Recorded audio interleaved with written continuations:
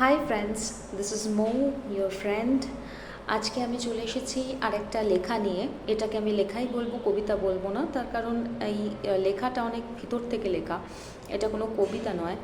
আর আমি বিশ্বাস করি যে এটা অনেকের জীবনেই আজকালকার দিনের ভীষণ সত্য ঘটনা। তো শুরু করা যাক।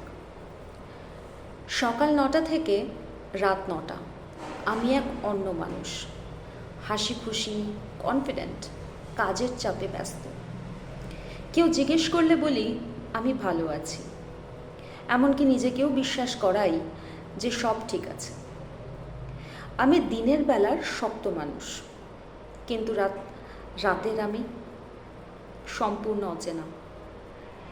যখন পৃথিবীর সবাই ঘুমিয়ে পড়ে, তখন আমার বাইরের মুখোশটা খসে পড়ে। দিনের বেলার আমিটা সবার সমস্যার সমাধান করতে থাকে, কিন্তু রাতের আমিটা নিজেকে নিয়েই, নিজের অস্তিত্বটাকে নিয়েই প্রশ্ন তোলে।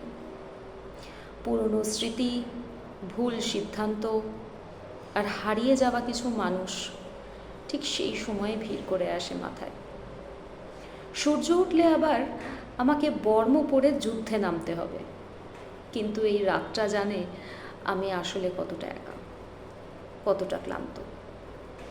দিন আমাদের অভিনয় করতে শেখায়, আর রাত আমাদের আয়না দেখায়।